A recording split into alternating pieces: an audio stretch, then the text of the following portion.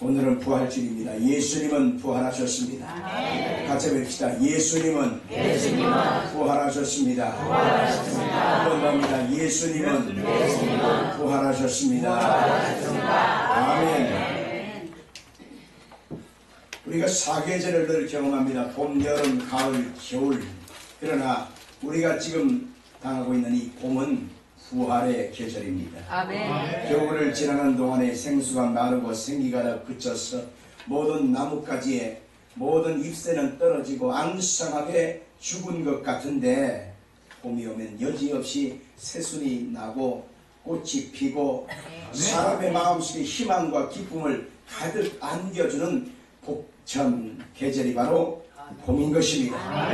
이 부활의 생명과 부활의 기쁨과 부활의 노래를 주신 우리 하나님께 우리는 영광을 돌리고 살아야 하는 것입니다. 종교개혁자 루터는 부활의 약속은 성경에만 기록된 것이 아니라 움트는 풀 한 포기에도 약속되어 있다라고 말을 했습니다. 그래서 우리는 만물이 소생하는 이 봄에 부활의 소망을 가지고 이 땅에 생명의 부활로 오신 예수님을 찬양하고 경배하지 않을 수가 없는 것입니다. 우리 한국 교회에 복음을 전해준 이 선교사들에 의하여 우리 한국 기독교가 시작됐는데, 한국 기독교의 시작도 부활절로 말미암아 시작된 것을 알 수가 있는 것입니다. 1885년 한국 최초의 공식 선교사 아펜셀러 부부와 언더우드 이 선교사가 제물포항에 도착을 했습니다. 그때 공식적인 기록이 있는데 그날이 바로 4월 5일 부활절 아침이었다는 것입니다. 그때 아펜셀러 선교사의 墓비는 이렇게 기록되어 있습니다. 우리는 부활절 아침에 이곳에 왔습니다. 그날 사망의 권세를 이기신 주께서 이 백성을 얽으면 결박을 끊으사 하나님의 자녀로서의 자유와 빛을 주시옵소서 라고 그들이 하나님 앞에 고백하면서 복음의 선교를 시작했던 것을 보게 되는 것입니다. 하나님께서 이 선교사들을 통해서 한국의 복음을 증거해 주셔서 100년이 넘은 이 시기에 우리가 보면 한국의 놀라운 하나님의 역사가 부활의 열매를 통해서 맺게 된 것을 볼 수가 있는 것이지요. 그래서 오늘 시간 우리가 꼭 기억해야 될 일은 예수님께서 부활하신 이 부활절의 의미가 무엇이냐, 과연 이 부활절에 우리 가운데 이루어진 일들은 어떤 것이 있는가 우리 한번 살펴보려고 합니다. 먼저 할 것은 죄를 지은 자는 사망에 이른다고 하는 성경의 선언인 것입니다. 같이 합시다. 죄를 지은 자는 사망에 이른다. 아멘. 이 땅에는 왜 이렇게 죽음과 슬픔이 많이 있을까요? 우리는 왜 죽어야 합니까? 죽기를 원하는 사람은 많지 않을 것입니다. 그러나 우리가 죽음을 이길 수 있는 자가 어디 있나요? 우리 할아버지가 죽었고 우리 아버지가 죽었고 나 또한 죽을 것이고, 그리고 우리의 후세들도 여지없이 죽게 되어지는 것이 우리가 명백한 사실인 것입니다. 그런데 하나님께서 처음 사람 아담을 만들었을 때 하나님이 죽음을 만들었을까요? 아닙니다. 성경에는 에덴 동산에는 죽음이 없었다는 것입니다. 영생이 있었습니다. 그런데 왜 죽게 되었나요? 그것은 여지없이 죄 때문에 죽게 되었다고 성경은 말하고 있는 것입니다. 첫사람 아담과 하와가 하나님을 섬기기를 거부하고 마귀의 말에 순종하여 선악을 알게 하는 과실나무를 따먹고 결국 그들이 영이 죽고 몸도 죽고 인생을 사는 날 동안에 저주와 고통을 당한 것을 우리가 분명코 알게 되는 것입니다. 사망이 모든 인류를 지배가 되고 그 사망에서 자유로워서 나 스스로 나는 영생하리라 아무리 사람이 애를 써도 이것을 이겨낼 사람은 아무도 없는 것입니다. 죽음이라는 것은 자연 법칙이 아닌 죄 때문에 들어온 것이기 때문에 우리 모든 사람은 그 죄를 벗어버리지 않는 한 죽음을 이길 길이 없는 것입니다. 신학 학문 중에 비교 종교학이라고 하는 학문이 있는데요, 거기에 우리가 믿는 기독교 그리고 유교 그리고 불교의 차이점에 대해서 이렇게 얘기를 합니다. 어떤 소경이 더듬거리면서 다리를 걸어가고 있었습니다. 그런데 발을 헛디고 말았습니다. 그래서 다리 위에서 여지없이 객가로 떨어져 말았어요. 물속에서 허우적거리면서 사람 살려 외치게 되는데 아무도 거들떠보지 않았습니다. 마침 그때 누가 들고 그 길을 지나가느냐면 유교의 창시자인 공자님이 그 옆을 지나가게 됐습니다. 그 사람이 허우적거리는 소리를 듣고 사람 살려 하는 소리를 듣고 그 사람이 어떻게 자세를 취했느냐 이렇게 말합니다. 길이 아닌 곳에는 내가 가지 말라고 그랬지. 네가 지금 물에 빠진 것은 바로 길이 아닌 곳을 갔기 때문에 그런 거야 하고서 그냥 가버린다는 것입니다. 이 사람이 허우적거림 속에서 계속해서 사람 살려 외치게 되는데 이번에는 불교의 석가모니가 그 길을 지나가게 됐습니다. 사람 살려 소리를 듣고 어찌해야 돼요? 그 사람을 건져야 되지 않습니까? 근데 이 석가모니가 그 사람을 향하여 하는 말은 이렇습니다. 업보 중생 제도불능이라, 무연 중생 제도불능이라, 삼세 중생 제도불능이라. 그러면서 혀를 끌끌 차더니만 그냥 가버리는 것입니다. 그게 무슨 말일까요? 업보 중생 제도불능. 네가 이렇게 물에 빠진 것은, 죽게 된 것은 네가 업보가 있기 때문에 그런 것이다 라고 하는 것입니다. 그 다음에 무연중생이라고 하는 것은 네가 나한테 도움을 구하고 내가 너를 건져줄 만한 인연이 없어.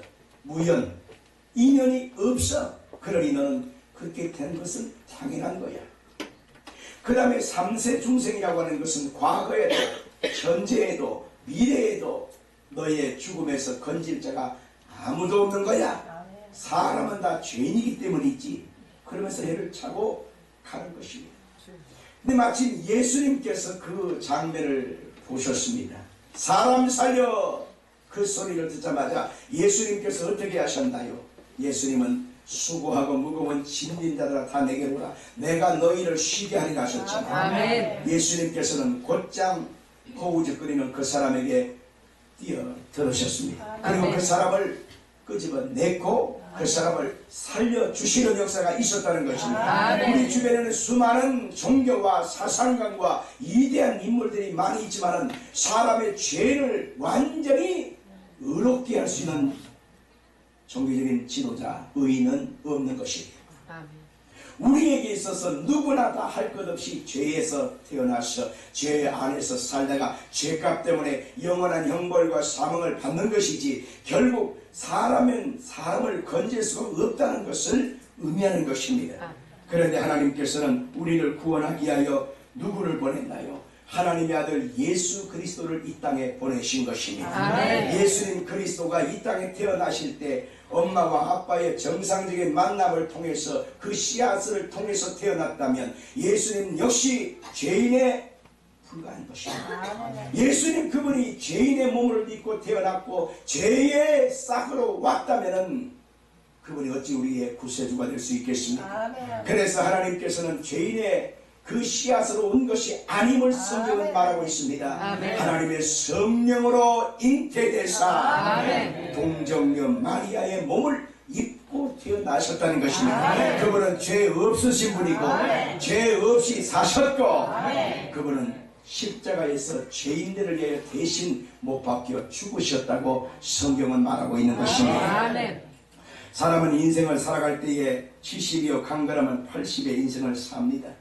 조금 더 살도 우리는 끊임없이 우리의 인생 속에 한숨과 탄식과 눈물과 괴로움 속에 살아갑니다. 그리고 이 땅에서 육신의 생명이 끝나면 영원한 사망의 불못에 던져진다고 성경은 분명히 명확하게 말하고 있는 것입니다. 그런데 하나님의 아들 예수께서 우리 인간의 몸을 입고 오셔서 죄 없으신 그분이 죄인된 여러분과 저를 대신하여 사망을 철폐해 주신 것입니다. 그 피 흘리심을 통해서 우리가 예수의 피와 예수의 생명을 덧입어서 우리가 하늘나라 백성으로 거듭나게 되었다고 성경은 분명히 말하고 있는 것입니다. 믿어지면 아멘 하십시오. 우리가 둘째로 할 것은 사망을 이기신 분이 누구냐? 그분은 곧 부활하신 예수님이라는 것입니다. 예수님의 죽음은 억울한 죽음이었습니다. 자신의 죄를 짊어지고 죽은 것이 아닙니다. 그분은 죄를 많이 지었기 때문에 죄값 때문에 죽은 것이 아닙니다. 그분의 죽음은 여러분과 저를 사망과 심판과 불못에서 건지시기 위한 하나님의 대속 제물이 되어 주셨다고 성경은 말하고 있는 것입니다. 그래서 예수님의 대속 죽음을 우리의 마음속에 믿기만 하면 하나님의 구원과 생명이 우리 속에 부어지는 것을 믿길 바랍니다. 요한복음 11장에 예수님께서 죽어가는 나사로의 그 위급한 상황을 전달받게 되었습니다. 예수님께서는 이 나사로, 그의 누이 동생 마르다 마리아를 무척 아끼고 사랑했습니다. 그런데 예수님과 그들이 있는 거리는 오리쯤밖에 되지 않았습니다. 심리가 4km요 오리는 2km밖에 안 되니까 걸어서 천천히 가도 30분 안에 도착할 수 있는 거리지요. 그런데 나사로가 병들었다 함을 듣고 얼른 와서 예수님이 살리시고 고치실 줄 알았는데 예수님께서 문구적 이틀을 그곳에 머물르면서 안 오시는 것입니다. 결과는 나사로가 죽고 말았습니다. 그리고 3일째 죽었고 그 다음날 나흘째 돼서야 무덤 속에 있는 그 나사로, 그 사람을 살리시겠다고 예수님이 오신 것입니다. 도대체 죽은 자가 살아나는 법이 없고 죽은 사람을 살리는 사람도 없는데 그 상황에서 예수님이 늦게 오시니까 두 여동생의 마음속에는 원망, 불평, 마음속에 끊임없는 서운한 마음이 가득할 것입니다. 그리고 마르다가 와서 이렇게 말합니다. 예수님, 나흘 전에만 이곳에 계셨다라면 내 오라비가 안 죽었을 것입니다. 나흘 전은 뭐예요? 과거의 예수님을 말하는 것입니다. 예수님이 과거에 그때 계셨다라면 안 죽었을 것이라는 거지. 그때 예수님이 이렇게 말합니다. 네 오라비가 다시 살리라. 그러자 그가 이렇게 말합니다. 이 다음 부활 때 나가서라 살겠지요. 미래를 말하는 것입니다. 과거의 예수님도 인정하고 미래의 예수님도 믿을지언정 지금 당장 죽어버린 자를 어떻게 할 거예요? 라고 하는 원망 섞인 말입니다. 그런데 예수님이 이렇게 말합니다. 나는 부활이요 생명이니 나를 믿는 자는 죽어도 살겠고 무릇 살아서 나를 믿는 자는 영원히 죽지 아니하리라. 이것을 네가 믿느냐? 그럴 때 그들은 마지못해 믿나이다 라고 했지만 현실적으로 죽음에서 생명으로 죽은 자를 살리는 법을 그들은 본 적도 없고 믿을 수도 없었기 때문에 그냥 대충 얘기하는 거예요. 예수님께서 네 오라비가 어디 있느냐? 얘 썩어서 냄새가 나 송장이 되고 말았습니다. 가자. 그리고 예수님께서 무덤 문을 옮겨 놓으라 그렇게 하셨습니다. 그때에 도대체 이건 왜 시키는 거야?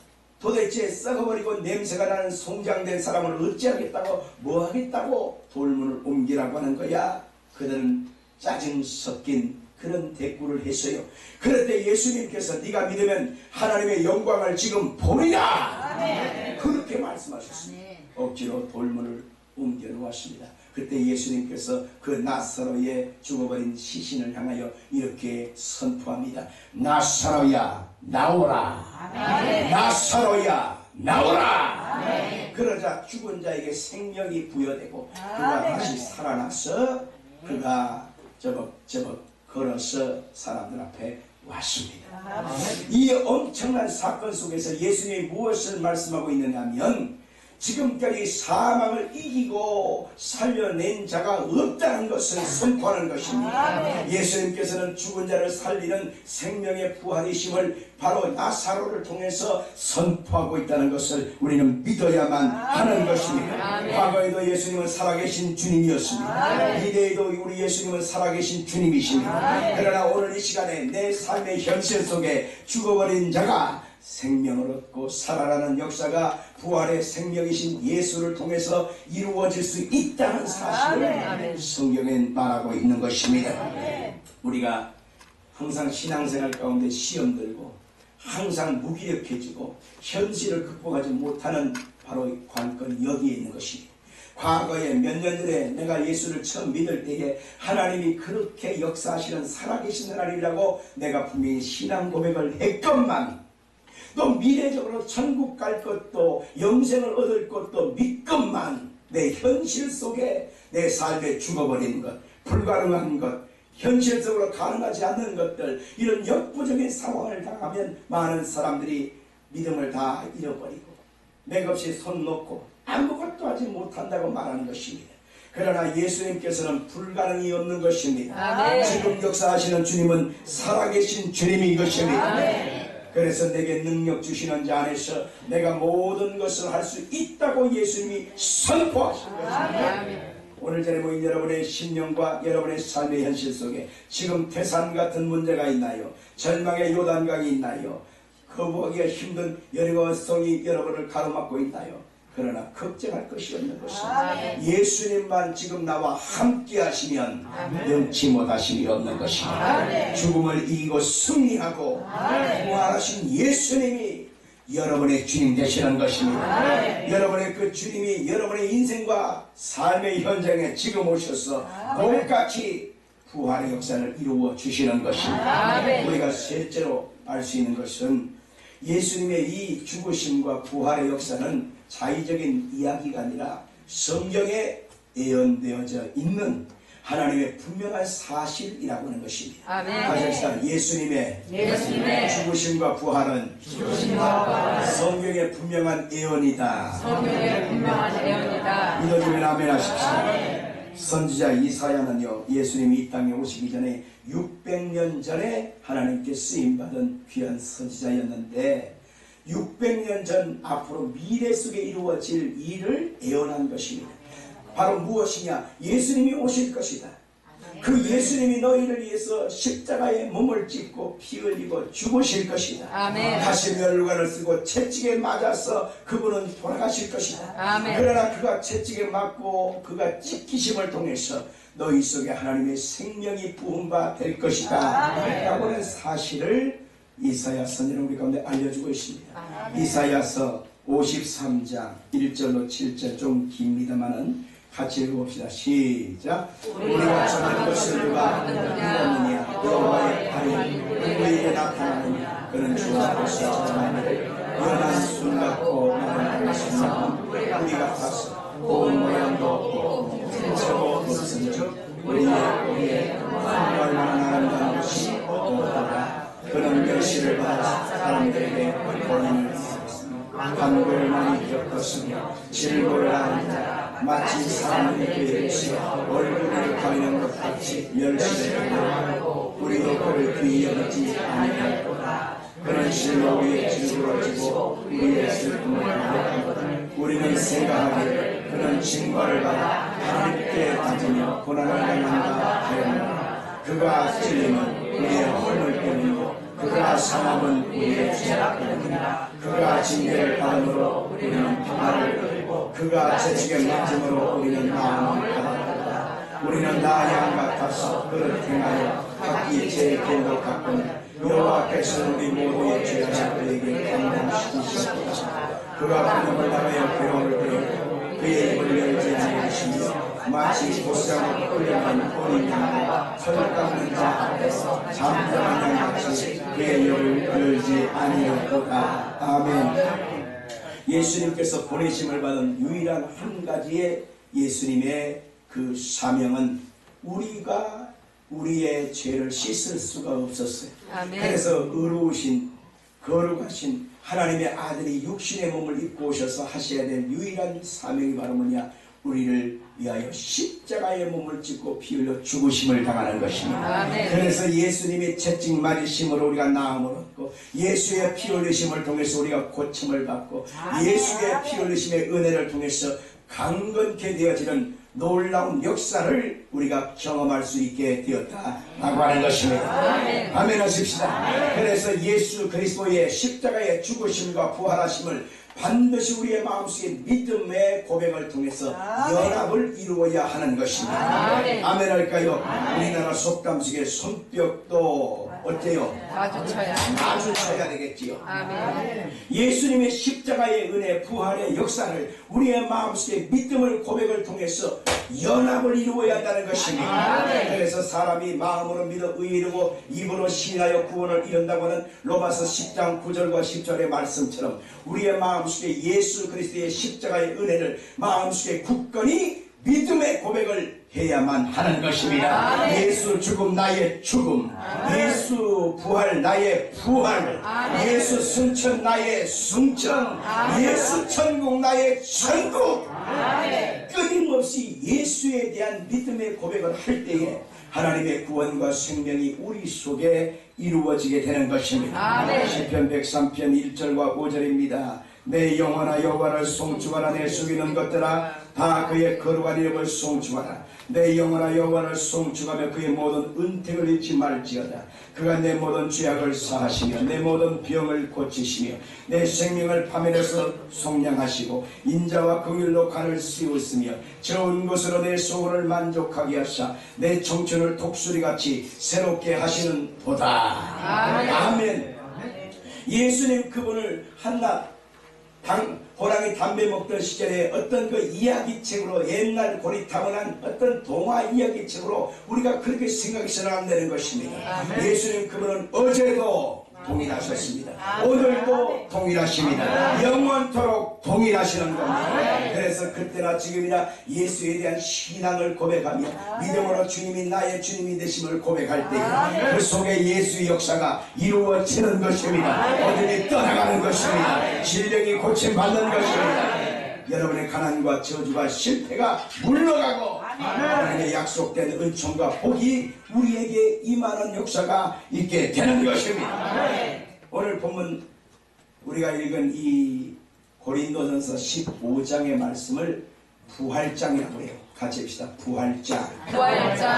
그래서 바울 사도는 이 15장을 가리켜서 부활의 역사를 낱낱이 얘기하면서 예수 그리스도의 부활의 역사가 오늘 성경대로 이루어졌다고 선언하고 있습니다. 우리 한번 고린도전서 15장 3절로 8절까지 읽어봅시다. 내가 받은 것을 먼저 내게 전하였노니 이는 성경대로 그리스도께서 우리 죄를 위하여 죽으시고 장사 지낸 바 되셨다가 성경대로 사람만에 다시 살아나사 게바에게 보이시고 후에 12 제자와 후에 500여 형제에게 일시에 보이셨나니 그 중에 지금까지 대다수는 살아있고 어떤 사람은 잠들었으며 그 후에 야고보에게 보이셨으며 그 후에 모든 사도에게 맨 나중에 만삭되지 못하여 난 자 같은 내게도 보이셨느니라. 아멘. 성경대로 그분은 죽으셨고 성경대로 그분은 부활하셨다는 거예요. 아멘. 성경대로 오셨고 죽으셨고 부활하셨기 때문에 그분이 성경의 말씀을 이루어 주신 확실한 우리의 생명의 주님이 되실 수가 있다는 것입니다. 일평생 나서 지금 현재까지 어저께까지 알라를 섬기고 회교 국가에서 그렇게 매일같이 회교를 향하여 메카를 향하여 절을 하던 그 알라를 믿던 청년한 사람이 있었습니다. 그 사람이 이제는 그것을 다 끊어버리고 예수 그리스도를 믿겠다고 기독교의 신앙으로 그가 바꿨습니다. 여러분 이것은 굉장히 힘든 일이에요. 그런데 당신은 평생에 그 마호메트를 섬기고 알라를 섬기며 살았던 사람인데 어찌하여 기독교로 당신이 바뀌었습니까? 라고 묻자 그가 이렇게 대답을 했습니다. 저는 일생을 살면서 길을 잃어버려서 방황하며 살았습니다. 한참 방황하고 있을 때 내가 두 사람을 만났는데 한 사람은 죽은 자요 한 사람은 살아있는 사람입니다. 내가 누구에게 길을 물어야 합니까? 죽은 자입니까? 살아있는 사람입니까? 당연하지요. 살아있는 사람이지요. 죽은 자는 누구냐? 마호메트입니다. 알라입니다. 그러나 살아계신 분이 있습니다. 그분은 무덤을 열고 3일 만에 부활하신 분인데 그분이 곧 예수 그리스도인 것입니다. 그래서 나는 예수 그리스도가 살아계심을 믿고 예수 그리스도 앞에 내 인생을 맡기고 내 앞으로 일생을 주님을 섬기며 살기를 내가 결단했습니다. 이렇게 고백하자는 것입니다. 여러분과 저도 마찬가지일 것입니다. 세상에는 수많은 종교도 있고 세상에 수많은 이론가들 위인들이 얼마나 많습니다. 그런데 그들의 무덤은 다 거기에 있습니다. 중국에 가면 공자의 무덤도 거기에 있습니다. 그리고 우리가 잘 아는 대로 한글을 전달해주고 우리 가운데 창제하신 세종대왕이라고 하는 위대한 대왕의 무덤이 여주의 신력사의 옆에 가면 있습니다. 그런데 우리 주 예수님은 무덤에 계시지 않습니다. 아멘. 무덤을 열고 아멘. 3일 만에 부활하셨기 때문에 그런 것입니다. 아멘. 아멘 합시다. 아멘. 누구도 무덤을 열고 나온 적이 없어요. 그런데 예수님만이 무덤을 열고 살아나신 전능하신 주님이요 살아계신 하나님 것을 믿으시기를 예수님으로 축원합니다. 오늘 고린도서 15장 42절로 44절 그리고 58절 말씀을 한번 읽어봅시다. 죽은 자의 부활도 그와 같으니 썩을 것으로 심고 썩지 아니할 것으로 신사하며 욕된 것으로 심고 영광스러운 것으로 신사하며 약한 것으로 심고 강한 것으로 신사하며 유대의 몸으로 심고 신령한 몸으로 다시 살아나니 유대의 몸이 신적 또한 영의 몸도 있느니라. 48절 그러므로 내 사랑하는 형제들아 현시하며 흔들리지 말고 항상 주의 또 힘쓰는 자를 이끌어라. 이는 너의 수고가 주 안에서 헛되지 않을 줄을 알미로다. 아멘. 우리 주변에 있는 수많은 종교들은 사망에 처한 것입니다. 아무리 대단한 이론을 갖고 있다 할지라도 그것을 창시한 데는 죽었고 죽은 자의 무덤에서 살아난 적이 없습니다. 그러나 우리 주 예수님께서는 생명의 부활을 이루셨어. 무덤에 계시지 않습니다. 예수님 그리스도는 부활하셔서 하나님 보좌 우편에 앉아 계십니다. 그리고 예수님께서 때가 되어지는 그때에 이 땅에 구름을 타고 다시 오신다고 재림의 약속을 우리 가운데 주신 것입니다. 나 밟을 때 나의 이름 부를 때 우리는 부활의 영광을 덧입고 예수님을 공중에서 영접하는 역사가 있게 되는 것이란 말입니다. 그래서 예수 그리스도의 부활을 우리의 마음속에 고대하고 소망하며 사모하며 부활의 날 그때를 참여하기를 고대하면서 우리는 믿음으로 살아야만 하는 것입니다. 사도 바울은 오늘 보면 고린도전서 15장에 보니까 똑같은 단어를 가지고 6가지를 가리켜서 부활이 없다면 이라고 하는 말로 우리 자신의 믿음을 얘기하고 있어요. 부활이 없다면 자기 생명을 바쳐 전하는 복음은 헛된 것이라는 거예요. 아멘. 부활이 없다면 우리의 믿음도 헛것이라는 거예요. 아멘. 부활이 없다면 나 바울을 포함한 모든 사도들은 사기꾼이라는 거예요. 아멘. 부활이 없다면 우리는 여전히 죄 가운데 있게 된다는 것입니다. 아멘. 부활이 없다면 믿는 사람들은 모든 사람들 가운데 가장 불쌍한 사람이라고 말하고 있는 것입니다. 그래서 예수 그리스도의 부활의 역사는 반드시 진리고 반드시 믿음이고 하나님의 말씀이라는 것입니다. 성경에 보니까 천국 가는 사람은 부활의 주님에게 딱 붙어 있어야 된다. 아멘 할까요? 요한복음 15장에 보니까 포도나무와 가지의 비유에서 이렇게 말하잖아요. 가지가 포도나무에 탁 붙어 있으면 이 사람은 절로 과실을 많이 맺나니 나를 떠나서 너희가 아무것도 할 수 없음이라고 했습니다. 우리가 예수 그리스도의 부활의 약속을 붙잡고 오늘로 예수님의 이름을 부르면서 인생을 한 발자국 가는 것입니다. 그런 예수의 부활의 생명 속에 매일같이 승리하고 우리가 육체의 시간이 끝나서 주님께서 사랑하는 내 딸아 사랑하는 내 아들아 가자 하실 때에 우리는 육체의 몸을 벗어버리고 영원한 신령한 생명을 얻어서 주님과 영원히 거하게 되어지는 넘치는 은총을 얻게 되는 것입니다. 작년에 2023년도 우리나라의 전체 사망자 수는 35만 2,700명으로 나오고 있습니다. 하루 평균 966명이었고 1시간당 40여 명이 죽었다는 것입니다. 길에서 죽거나 사고로 죽거나 좌우지간 죽음을 피하지 못하고 죽었다는 것입니다. 여러분과 저도 마찬가지 아니겠습니까? 다음은 누가 차례가 될 것인가? 우리는 아무도 알 수 없습니다. 여러분입니까? 접니까? 누구예요? 몰라요. 그러나 우리는 죽음을 두려워하지 않습니다. 왜냐하면 예수 그리스도의 부활의 생명이 우리 속에 부음받아요.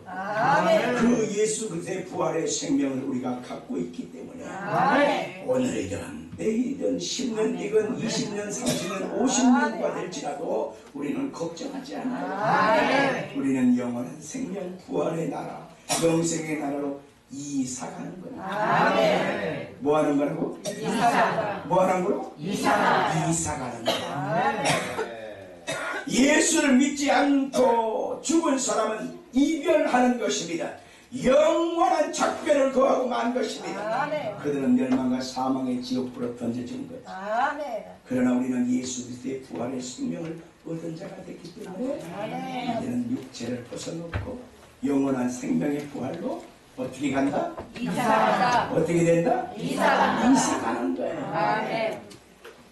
육신의 썩어질 장막, 품이지고 고달프고 아프고 병들고 늙어가는 볼품없는 몸을 놔둬버리고 벗어버리고 아멘. 신령하고 영원한 생명, 눈물도 없고 슬픔도 없고 곡하는 것도 없고 아멘. 아멘. 돈 걱정 없고 아멘. 자식 때문에 속 썩을 일이 없고 아멘. 아멘 하십니까? 아멘.